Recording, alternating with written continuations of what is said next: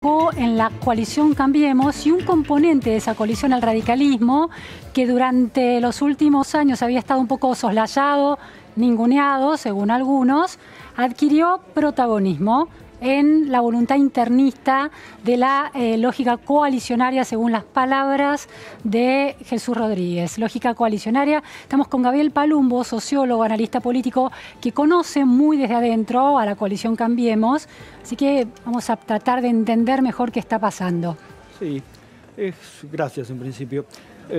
Cambiemos es complejo de definir porque las identidades políticas no se construyen muy rápido.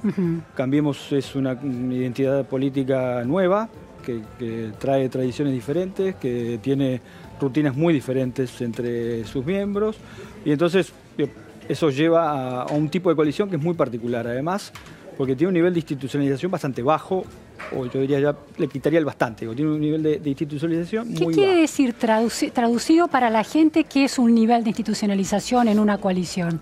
Muchas veces sucede que en los procesos en donde los sistemas políticos recurren al hecho de coaliciones o al hecho de alianzas para tratar de resolver algunos de los problemas que los partidos solos no pueden. Sí.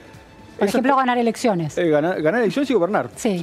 que son básicamente los dos grandes problemas que tienen los sistemas políticos, además de algunos otros un poquito menores, de un rango un poquito menor.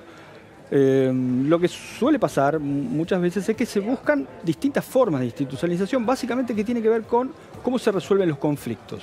De todo tipo que se generan en las coaliciones, que tienen que ver fundamentalmente también con lo mismo, con ganar elecciones y con gobernar. Esto es promover candidaturas eficaces, o sea, competitivas en términos del mercado político, del mercado electoral, y además y luego generar los liderazgos políticos ya de otro tipo que permiten rasgos de gobernabilidad crecientes. ¿Y cómo tomar decisiones? Es decir, cómo negociar los distintos puntos de vista y llegar a una decisión común. Generar rutinas y generar instituciones alrededor de los cuales se puede generar esa tecnología para resolver conflictos. En Cambiemos, entre macristas y UCR y la coalición cívica no hay eso. No ha habido esa vocación. Es justo decir que la tradición de alianzas en Argentina, o yo diría incluso, te diría más, la tradición política en Argentina es tendiente siempre a un nivel de institucionalización bajo. El macrismo tomando las decisiones políticas y de gestión durante los 3 años de la gestión, ¿resolvió ese problema de esa manera? Bueno, yo gobierno, yo decido.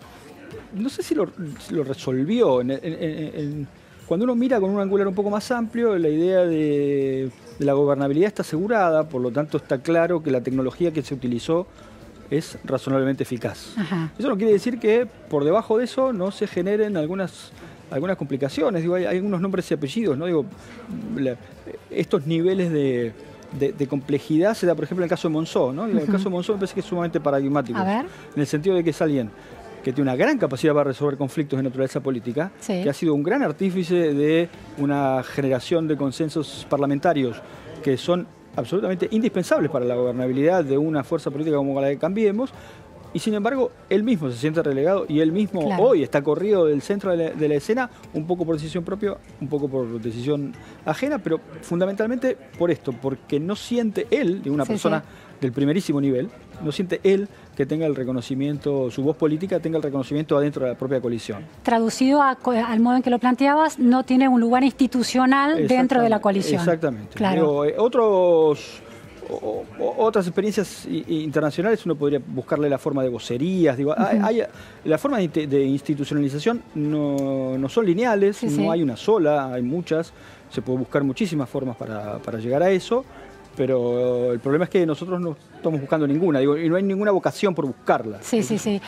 La figura de Lilita Carrió, que es como una especie de fiscal de la República y al mismo tiempo fiscal de Cambiemos, cuando Carrió percibe que las decisiones del gobierno se acercan al capitalismo de amigos, se lo señala muy rotundamente o cuestiona a los miembros de la Corte. ¿Es la no institucionalización del tráfico de conversaciones o es un modo de institucionalizar un liderazgo? Yo te diría, al menos desde mi punto de vista, creo que es justamente lo contrario. Digo, me parece que si hay algo que no institucionaliza es la moralización a la que somete Carrió todo el tiempo al sistema político. Esto, digo, no es peyorativo, es una mera descripción, en el sentido de que estos señalamientos que vos marcás son básicamente morales, ¿no? O sea, cuando ella nota que hay cierto corrimiento moral que hay que señalar, ella lo hace público, lo genera con un nivel de eficacia enorme, y esa es su función dentro de la coalición. Ahora, es una función interesante la que ella cumple, aunque le quite relevancia a un diálogo más institucionalizado. ¿No puede haber un riesgo de la institucionalización convertida en aparato? Hoy la lógica de aparatos está muy desafiada, ¿no? Digo, un poco también en relación con con el supuesto internismo del radicalismo, también lo vincula un poco con eso, ¿no? Hoy la lógica de aparatos en términos sistémicos está como un poquito devaluada. ¿Pero no ganó la UCR, no gana en La Pampa por el aparato? Pero eso no es aparato, eso es territorialidad, eso es presencia. ¿Cuál es la diferencia entre aparato y territorialidad? El radicalismo tiene esa gran ventaja en términos nacionales, ¿no? El radicalismo es un partido que, por muchas razones, algunas de ellas pueden ser incluso mágicas, se han mantenido en el tiempo, y esa vieja idea de que en cada pueblo siempre hay un maestro, un médico y un comisario o algo parecido.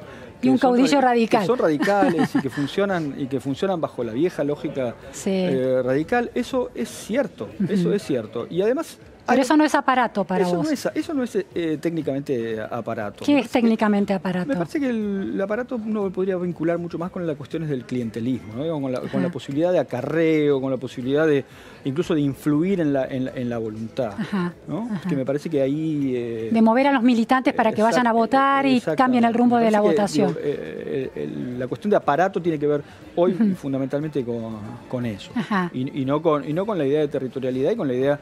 en algún sentido es la idea de proximidad, ¿no? Digo, en los 90 y en los primeros 2000, la idea de proximidad en la democracia era una idea muy fuerte para los que participábamos. Menem construyó su poder así, ¿no? Sí, pero incluso hasta en los críticos hacia ciertas visiones neoliberales, digamos.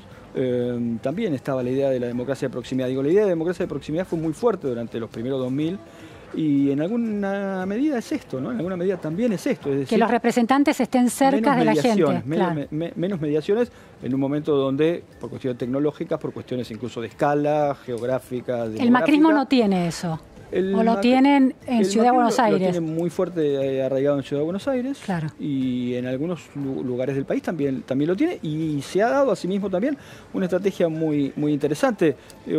Si uno hace un poquito de una breve historia, digamos, historia reciente de cómo se ha movido el PRO en ese sentido, es muy interesante porque el PRO...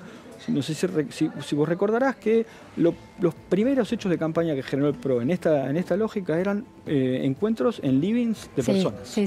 ¿No? Al principio de todo. Al principio de todo. Un vecino que estaba cerca de las ideas del PRO, juntaba a 4 o 5 amigos, 10 amigos, 12 amigos, y había un dirigente del PRO que iba ahí y charlaba y demás. Y eso fue generando, ¿no? Y la idea del timbreo tiene también un poco de significación, pero también tiene esa lógica, ¿no? Está en esa búsqueda.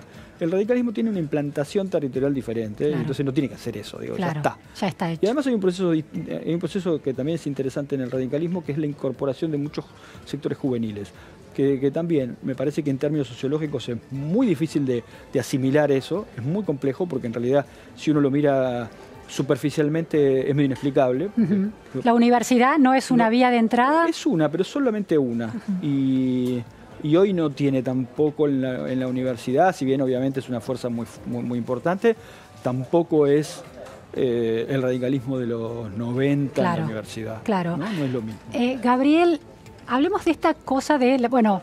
Otra vez el radicalismo logra salir en los titulares condicionando de alguna manera el poder del gobierno al interior de la coalición, del oficialismo, del PRO, del macrismo, con su idea de que hay que decidir los candidatos por interna. Sí.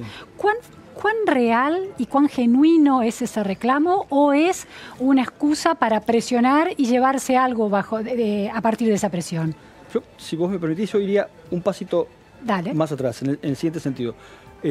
Hoy no se puede hablar de que el radicalismo tenga una visión homogénea en relación con eso. O sea, el radicalismo, hay varios matices entre un extremo y otro. Entre el extremo de presionar a Cambiemos por la razón que fuera, digamos, eso lo podemos ver después, para tratar de hacer valer, digamos, lo que crees que es suyo, hasta la idea de tratar de no generar conflictos internos al interior de Cambiemos. Sí.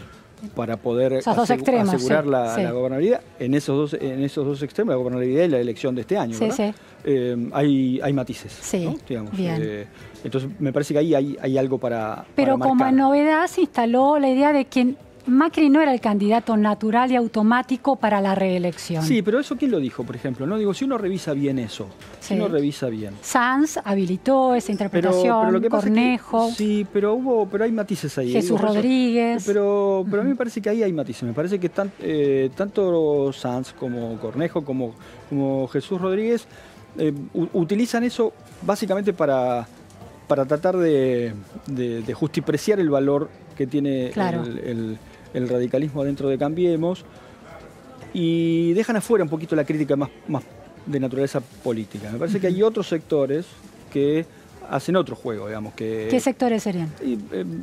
No es tan fácil de identificar, digamos, pero el portavoz un poco más privilegiado, si se quiere, de eso es Federico Storani, ¿no? Que me parece que es el que está llevando adelante un poquitito más fuerte esa posición de una parte del radicalismo que tiene críticas de otra naturaleza con Cambiemos, que son críticas de naturaleza política, ¿no? De naturaleza más de gestión, con una búsqueda de prioridades. Si quieren, sí, no con una búsqueda ideológica, ¿no? Hay una crítica ideologizada en relación con eso.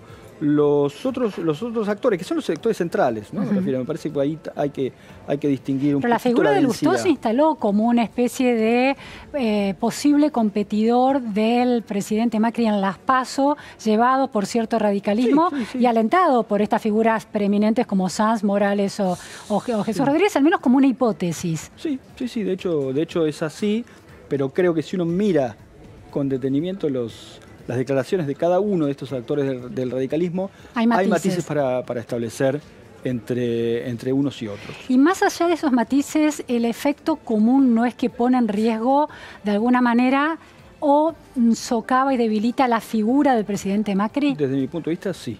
Desde mi punto de vista, sí, claramente. Yo creo que en un año tan difícil, con tantos problemas de la coalición Cambiemos para llevar adelante para la gestión económica, en un año donde las propias trampas que se tendió a sí mismo Cambiemos por muchísimas razones le pasan factura en el año electoral.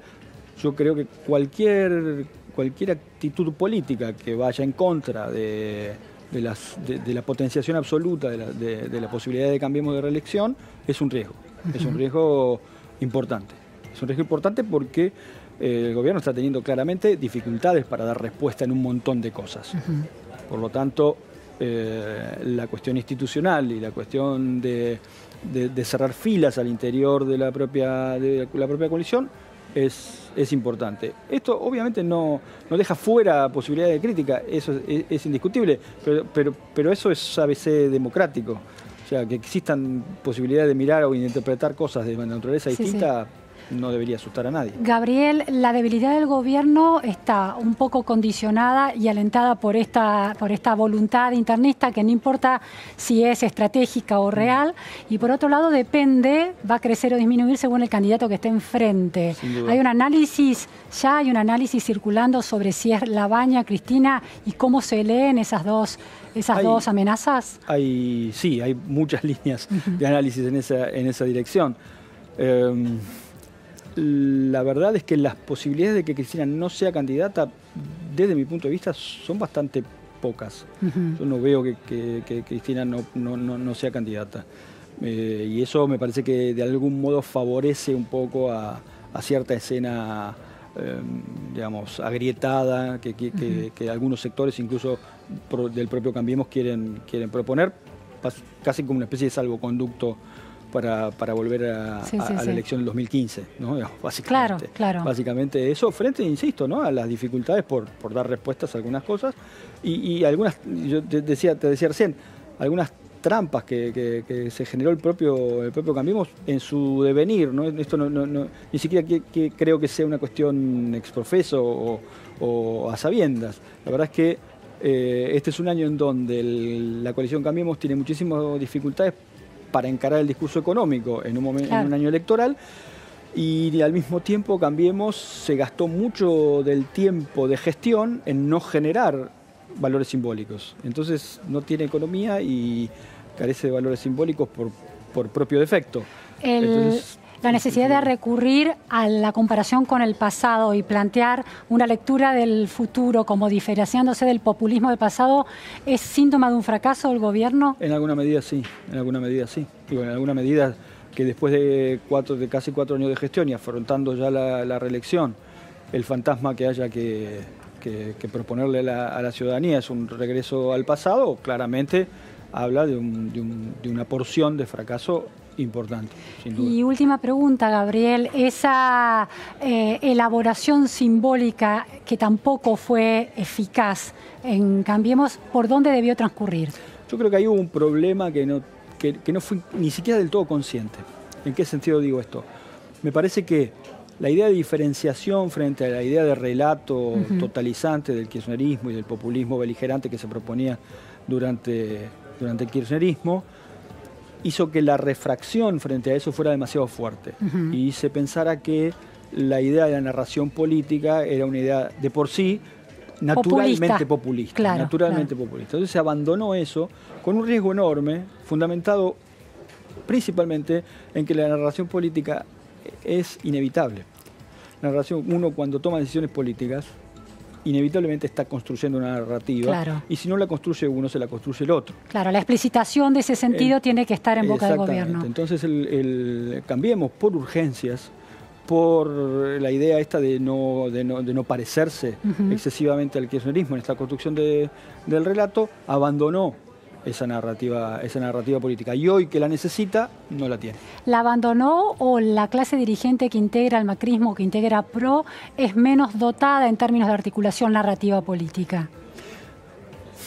Eso es complejo de definir porque implicaría que hay alguien que tiene una capacidad mayor para la historicidad y una capacidad mayor para la construcción de mitologías, ¿no? y que se necesitara un plus para eso. El PRO tiene muchos problemas en relación con eso. Uno de ellos es su escasa relación con el pasado. Por lo general, las mitologías políticas refieren siempre al pasado. Y el PRO no tiene una relación con el pasado, es muy nuevo. Y la verdad es lo que sí sucedió es que no logró establecer en esa novedad y desde esa dimensión una narrativa que podría haber sido. Por ejemplo, el PRO es un partido que se puede que puede presumir de no tener ninguna vinculación con la muerte. Claro, interesante eso. Y no lo hizo. Claro. Y eso no lo hizo. Apostó al Cambiemos, pero no logró cambiar la Argentina. Entonces. Y ahí empiezan, hay deudas muy claras.